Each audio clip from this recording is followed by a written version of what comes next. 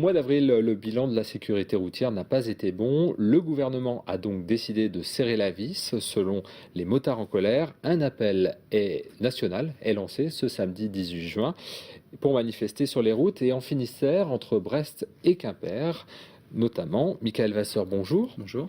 Vous faites partie de l'association Les Motards en colère dans le Finistère et ce mercredi, Claude Guéant a rencontré vos représentants Exceptionnellement, oui. nationaux. Alors, est-ce que vous maintenez quand même cette manifestation? Oui, la manifestation est maintenue, bien sûr. Donc, il n'est rien sorti de cette concertation. Il nous a juste expliqué les mesures qui passaient.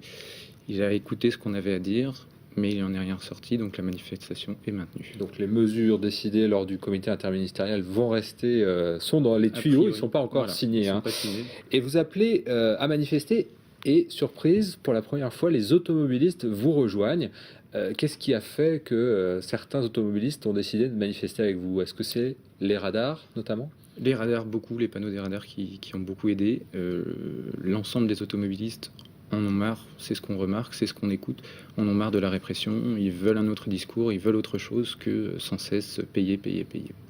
En 3 ans, en un an, pardon, vous avez manifesté 3 fois. Est-ce que vous avez l'impression qu'on s'acharne un peu sur vous?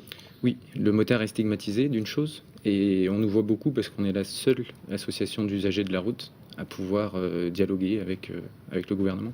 Alors, si on rentre dans les raisons pour lesquelles vous manifestez, il y a 3 mesures, hein, que vous dénoncez, notamment dans ce comité interministériel, notamment cette obligation de faire une formation lorsque l'on n'a pas roulé en 2 roues pendant 5 ans. Finalement, est-ce que c'est une mauvaise mesure? Non, c'est pas une mauvaise mesure, on est pour. La Fédération française des motards en colère encourage les gens déjà à aller se faire former eux-mêmes. Mais ce qu'on ne veut pas, c'est que ça tombe dans quelque chose d'assez pécunier, quoi. Que ça devienne un lobby et qu'on oblige des gens à devoir payer pour une formation qui n'est pas forcément adaptée. Donc on est pour une formation, mais contrôlée.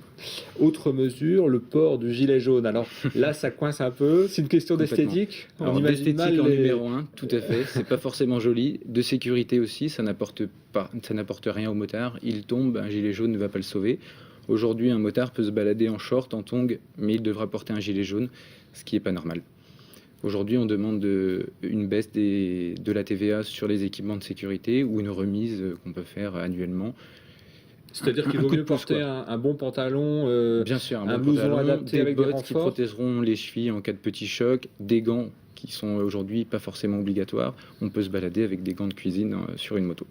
Alors, les 2 roues sont quand même très très vulnérables, hein, sur la route. Lorsqu'il y a des morts sur la route, c'est principalement des motards, enfin souvent des motards.